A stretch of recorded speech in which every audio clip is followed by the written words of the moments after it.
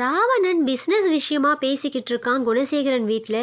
ஆ கதிர், உங்களுக்கு தேவையான லைசன்ஸ் எல்லாம் எடுத்தாச்சு அப்படின்னு சொல்லிக்கிட்டு இருக்கான். என்ன சார் சொல்கிறீங்க? எனக்கே தெரியாமல் எப்படி லைசன்ஸ் எடுத்தீங்க அப்படின்னு கேட்குறாரு கதிர். அதுக்கெல்லாம் நம்ம கிட்ட ஆள் இருக்கு, எல்லாம் எடுத்தாச்சு அப்படின்னு சொல்கிறாங்க ராவணன். இதை கேட்ட நந்தினிக்கு கோவம் வருது. இவருக்கே தெரியாமல் எப்படி நீங்கள் லைசன்ஸ் எடுப்பீங்க? எப்படி அவர் கையெழுத்து போடாமல் எப்படி? இதை பாருங்க, இவருடைய பிஸ்னஸை நீங்கள் தலையிடாதீங்க. இவங்க பிஸ்னஸ்க்கு என்னென்ன தேவையோ இவங்களே செஞ்சுக்கிட்டோம். தயவு செய்து நீங்கள் வீட்டை விட்டு வெளியே போகிறீங்களா அப்படின்னு சொல்லி கத்துறாங்க நந்தினி. ஏம்மா என்னம்மா பேசிக்கிட்டு இருக்க? நம்மளுக்கு உதவி செய்ய வந்தவரை இப்படி வீட்டை விட்டு வெளியே போகணும் பொசுக்குன்னு சொல்லிடுற. என்னம்மா பேசுகிறீங்க? ஏம்மா பொம்பளைங்க பொம்பளைங்களா இருங்க, ஆம்பளைங்க விஷயத்தில் தலையிடாதீங்க. தொழிலை பற்றிலாம் உங்களுக்கு எதுவும் தெரியாது. லைசன்ஸ் வாங்கணுன்னா எவ்வளோ அலையணும் தெரியுமா? அதை தம்பியே ஈஸியாக வாங்கிட்டேன்னு வந்து சொல்கிறாரு. அதை புரிஞ்சுக்காம போங்கம்மா அப்படின்னு சொல்கிறாங்க ஆதி. இல்லை இல்லை, எவ்வளோ அலையணுமோ அவங்களே அலையட்டும், அவங்களே தெரிஞ்சுக்கிட்டோம் யார் இவர் நடுவில், இவரெல்லாம் வேணாம் அப்படின்னு சொல்கிறாங்க ரேணுகா. இவங்க பேசிகிட்டே இருக்கும்போது ராவணனுக்கு ஒரு கால் வருது. அதை வெளியே எடுத்துகிட்டு போய் சீக்கிரட்டாக பேசுகிறதுக்காக வெளியே போகிறான். வெளியே போய் ஒரு இடத்துல நின்று பேசிக்கிட்டு இருக்கான்.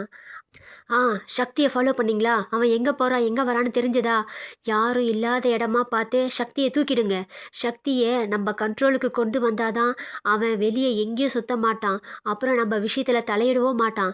கொஞ்ச நாள் அவனை நம்ம கண்ட்ரோல்லே வச்சுருக்கலாம். நான் சொன்னபடி கடத்திடுங்க அப்படின்னு சொல்லி பேசிக்கிட்டு இருக்கான் ராவணன். இதெல்லாம் யாருக்கும் தெரியாமல் பண்ணணும்னு சுற்றி சுற்றி பார்த்துட்டு யாரும் இல்லை அப்பாடா அப்படின்னு சொல்லி உள்ளே போகிறான். அப்போ மேலேருந்து இறங்கி வராங்க ஈஸ்வரி. வந்த உடனே ராவணனுடைய சட்டையை பிடிச்சி, ஏண்டா யார் நீ, எதுக்காக இப்படியெல்லாம் பண்ணிக்கிட்டு இருக்க அப்படின்னு சொல்லி சட்டையை பிடிச்சி உழுக்கிறாங்க. ஏமா ஈஸ்வரி என்னம்மா ஆச்சு அப்படின்னு சொல்லி கேட்குறாங்க ஆதி குணசேகரன். இவன் ஒரு நல்லவனே இல்லை, இவன் ஒரு நல்ல பாம்பு. வீட்டுக்குள்ளே நுழைஞ்சி நம்மளுக்கெல்லாம் கெடுதல் பண்ணுறதுக்கு தான் வந்திருக்கான். இப்போ இவன் ஃபோன் பேசுனதை நான் கேட்டேன்.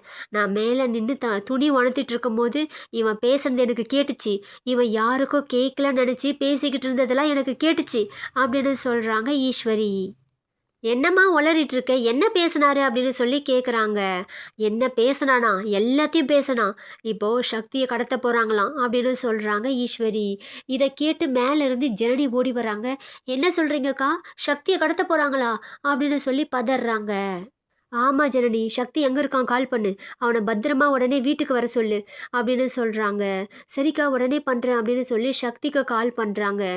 நான் வந்துடுறேன் ஜனனி, இன்னும் 10 மினிட்ஸில் வந்துடுறேன், நீ கவலைப்படாத அப்படின்னு சொல்கிறாங்க சக்தி. இல்லை, அந்த ராவணன் ஏதோ வேலை பார்த்துருக்கான், நீ பார்த்து கொஞ்சம் ஜாக்கிரதையா வா அப்படின்னு சொல்கிறாங்க ஜனனி. ஃபோன் பேசிட்டு கீழே வராங்க. அக்கா என்னக்கா பேசிகிட்டு இருந்தான் சொல்லுங்கக்கா அப்படின்னு கேட்குறாங்க ஜனனி. சக்தியை கடத்தணுமா, ஏதோ ஒரு வேலையாகணுமா, அது மட்டும் இல்லை, அந்த தர்ஷினியை கடத்தி கொடுமை பண்ண மாதிரி தர்ஷினியை என்னெல்லாம் நம்ம டார்ச்சர் பண்ணமோ அது மாதிரியே சக்தியை பண்ணணும்னு பேசிக்கிட்டு இருந்தான். இந்த படுபாவி தான் தர்ஷினியை கடத்தியிருக்கான். எவ்வளோ தைரியம் தான் தர்ஷினியை கடத்தி காப்பாற்றுற மாதிரி இங்கே வந்து வீட்டுக்குள்ளே நுழைஞ்சி எல்லாருடைய பிஸ்னஸ்லேயும் நுழைஞ்சி இவன் படிப்படியாக இந்த குடும்பத்துக்குள்ளே நுழையத்தில் தான் குறியாக இருந்திருக்கான். அதெல்லாம் புரியாமல் நம்ம தான் ஏமாந்து போயிருந்திருக்கோம் அப்படின்னு சொல்கிறாங்க ஈஸ்வரி. அக்கா நான் தான் அப்போவே சொன்னனே இவன் சரியில்லை அப்படின்னு சொல்கிறாங்க ஜனனி. ஜனனி என்னை மன்னிச்சிடுமா, நீ சொல்கிறப்போ நான் நம்பவே இல்லை அப்படின்னு சொல்லி கட்டி பிடிச்சிக்கிறாங்க ஈஸ்வரி. அக்கா விடுங்கக்கா, நீங்கள் என்ன தெரிஞ்சா பண்ணீங்க, இவன் நல்லவனே கிடையாதுன்னு எனக்கு ஃபஸ்ட்டே தெரிஞ்சது. ஏன்னா தர்ஷினியை தேடி கண்டுபிடிச்சது நான். திடீர்னு பார்த்தா தர்ஷினியை இவன் கூட்டிகிட்டு வந்துட்டான். தர்ஷினி இருந்த இடம் இவனுக்கு எப்படி தெரிஞ்சிருக்கும்னு எனக்கு பெரிய டவுட்டாக இருக்குது. அதுக்கு தான் இவன் மேலே சந்தேகப்பட்டேன். ஆனால் இவன் தான் தர்ஷினியை கடத்திருப்பான்னு ஒரு டவுட்டும் இருந்துச்சு. ஆனால் இப்போ ஊர்ஜிதமாயிடுச்சு அப்படின்னு சொல்கிறாங்க ஜனனி. ரேணுகா சொல்கிறாங்க, பார்த்தீங்களா பார்த்தீங்களா, உடனே போலீஸ்க்கு ஃபோன் பண்ணுங்க, என்ன எதுக்கு வெயிட் பண்ணிக்கிட்டு இருக்கீங்க அப்படின்னு சொல்கிறாங்க. அண்ணா என்னண்ணா இதெல்லாம் அப்படின்னு கேட்குறாரு கதிர். ஏன்பா, ஈஸ்வரி எது சொன்னாலும் அது உண்மைதான் இருக்குன்னு தெரியாதா? ஏண்டா, எவ்வளோ தைரியம் இருந்தால் எங்கள் வீட்டு பொண்ணை கடத்தி எங்ககிட்டயே நாடகம் ஆடி இருப்ப அப்படின்னு சொல்லி ஆதி குணசேகரன் 2 அடி அடிக்கிறாரு. சார் நீங்களுமா இதை நம்புறீங்க அப்படின்னு சொல்கிறாங்க ராவணன். என் பொண்டாட்டி நீ பேசுகிறத கேட்டுட்டு வந்து தான் சொல்கிறா. அப்படி இருக்கும்போது எப்படி போய் சொல்லுவா? இங்கே பாரு, இதுக்கப்புறமும் நாடகமாடி எங்களெல்லாம் ஏமாத்தணும்னு மட்டும் நினைக்காத. ஆனால் நீ நாடகமாடி பிஸ்னஸை பிடுங்கியிருந்தா கூட நான் சந்தோஷப்பட்டிருப்பேன்டா. ஏண்டா, உன்னை என் தம்பி மாதிரி நினச்சனேடா, எனக்கு இப்படி துரோகம் பண்ணிட்டேடா, என் முதுகில் குத்திட்டேடா. எனக்கு ஆவாதவங்கெல்லாம் ஒன்று கூடி இப்போ என்னை பார்த்து சிரிக்கிறாங்களே அப்படின்னு சொல்லி ஜனனியை பார்த்து சொல்கிறாரு. யார் மாமா உங்களுக்கு ஆகாதவங்க? நானா? மாமா, இந்த குடும்பத்துக்கு நல்லது பண்ணுறதுக்காக மட்டும்தான் நான் யோசிச்சுட்ருக்கேன். உங்களை ஆவாதவங்களா நான் நினச்சதே கிடையாது அப்படின்னு சொல்கிறாங்க ஜனனி. ஏன்பா போலீஸ்க்கு கால் பண்ணீங்களா அப்படின்றாங்க ஆதி. போலீஸ்க்கு கால் பண்ணிட்டேனே வராங்க அப்படின்னு சொல்லிக்கிட்டு இருக்காரு கதிர். கதிரும் ஞானமும் போட்டு 2 அடி அடிக்கிறாங்க ராவணனை. ஏண்டா உன்னை நம்பி என் பிஸ்னஸை கொடுத்தோம், எங்கள் குடும்பத்தையே உன்னை நம்பி ஒப்படைச்சுமேடா, ஏண்டா இப்படி பண்ணேன் அப்படின்னு சொல்லி கத்திக்கிட்டு இருக்காங்க. ஏப்பா ஏய் போதும் விடுங்கப்பா, ஏதாவது ஒன்று கிடக்க ஒன்று ஆயிடுபட போகுது, போலீஸ் வந்து இழுத்துட்டு போய் அவங்க விசாரிச்சுப்பாங்க அப்படின்னு சொல்கிறாங்க ஆதி. சார் நம்பாதீங்க, எல்லாரும் உங்களை ஏமாத்துறாங்க அப்படின்னு சொல்லி இன்னும் நடிச்சிட்டு இருக்கா ராவணன். போத நிறுத்துப்பா, வாயை மூடு, இல்லை நானும் சேர்ந்து அடிப்பேன் அப்படின்னு சொல்கிறாங்க ஆதி. ஏன் மாமா தடுக்கிறீங்க? எதுக்காக அடிக்கக்கூடாதுன்னு தடுக்கிறீங்க? இதை பாருங்க, இருக்கிற ஆத்திரம் தீர்ற அளவுக்கு அந்த ராவணனை அடிக்கட்டும் விடுங்க அப்படின்னு சொல்கிறாங்க ரேணுகா. ஏம்மா ஏதாவது ஆச்சுன்னா நீ பொறுப்பேற்றுக்குவியா அப்படின்றாங்க. எத்தனை நாள் நம்ம குடும்பத்தை கண்காணித்து எப்படி நம்ம குடும்பத்தையே சுற்றி சுற்றி வந்து தர்ஷினி பாப்பாவை கடத்தி இப்போ சக்தியும் கடத்துக்கு பிளான் போட்டிருக்கான். இவனை சும்மாவை விட சொல்கிறீங்க? இவனை விட முடியாது.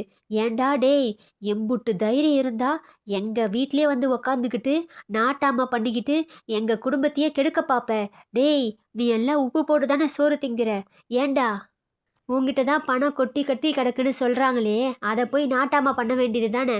எதுக்காக அடுத்தவங்க குடும்பத்துக்குள்ளே நுழைஞ்சி இப்படி அடுத்தவங்க சொத்தையும் பிடுங்கிறதுக்காக இப்படி நாடகம் ஆடிக்கிட்டு இருக்க? ஓஹோ, இப்படி தான் அடுத்தவங்க சொத்தை பிடுங்கி பிடுங்கி உன் சொத்தை ஜாஸ்தி ஆக்கணியோ? இப்படி தான் பணக்காரனா ஆனியோ? ஏண்டா டேய், உனக்கெல்லாம் மானம் ஈனம் ஏதாவது இருக்காடா அப்படின்னு கேட்குறாங்க ரேணுகா. அதெல்லாம் இவனுக்கு எங்கக்கா இருக்க போகுது? இருந்தா இப்படி அடுத்தவங்க வீட்லயே வந்து 24 மணி நேரமும் உக்காந்து அடுத்தவங்க வீட்ல என்ன நடக்குதுன்னு சொல்லி பார்த்துக்கிட்டே இருப்பானா? இவெல்லாம் மானம் கெட்டவன்க்கா அப்படின்னு சொல்லி பேசுறாங்க. அதுக்குள்ள போலீஸ் வந்துடுது. ஏய் உன்னை விட மாட்டேன்டி அப்படின்னு சொல்லி ஜனனியோட கழுத்தை போய் பிடிக்கிறான் ராவணன்.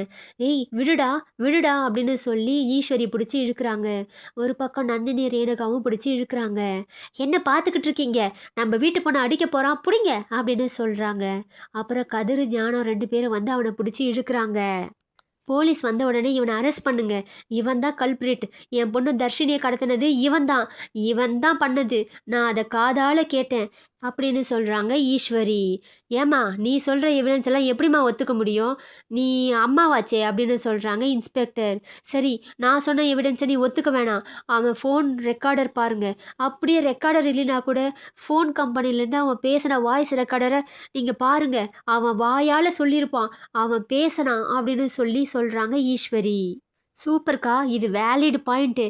அவனுடைய வாய்ஸை நம்ம கம்பெனியிலேருந்து வாங்கிடலாம், அதுவே இவனுக்கு எவிடன்ஸாக இருக்கும். இவன் இனிமேல் ஜெயிலை விட்டு வெளியே வரவே முடியாது அப்படின்னு சொல்கிறாங்க ஜனனி. போலீஸ் எல்லாம் அவனுடைய ஆளாக இருக்கிறதுனால அரெஸ்ட் பண்ணுறதுக்கு யோசிக்கிறாங்க. சரி, அப்புறம் சட்டம் என்ன சொல்லுதோ அதை செய்வோம் அப்படின்னு சொல்லி அரெஸ்ட் பண்ணி கூட்டிகிட்டு போகிறாங்க. அரெஸ்ட் பண்ணி கூட்டிகிட்டு போகிற வழியில் என்னையா அரெஸ்ட் பண்ணி கூட்டிகிட்டு போகிற அப்படின்னு சொல்லி கேட்குறான் ராவணன். சார் அதெல்லாம் ஒரு ஃபார்மாலிட்டிக்கு தான் சார், பார்த்துக்கலாம் வாங்க, உடனே பெயில் அனுப்பிச்சிட்றேன் அப்படின்னு சொல்லி சிரிச்சுக்கிட்டே போகிறாங்க. அது அப்படின்னு சொல்லி ராவணனும் சிரிச்சுக்கிட்டே போகிறான். இந்த பக்கம் ஜனனி அவன் பெயிலில் வந்தாலும் வந்துடுவான், அதுக்கு முன்னாடி நம்ம பெயிலே வாங்க முடியாதுன்னு சொல்லி பெட்டிஷனை கொடுத்தாகணும் அப்படின்னு சொல்லிட்டு ஃபாஸ்ட்டாக போலீஸ் ஸ்டேஷனுக்கு போகிறாங்க. அவங்க போலீஸ் ஸ்டேஷனுக்கு வரத்துக்குள்ளே இவங்க போயிடுறாங்க, பெட்டிஷனையும் ஃபைல் பண்ணிடுறாங்க. இதனால் ராவணனுக்கு பெயில் கிடைக்கவே இல்லை. உள்ளேயே கிடடா ராஸ்கல், இதுதான் உனக்கு சரியான தண்டனை அப்படின்னு சொல்லிட்டு வராங்க ஜனனி. இதை பார்த்து ஈஸ்வரியும் சந்தோஷப்படுறாங்க.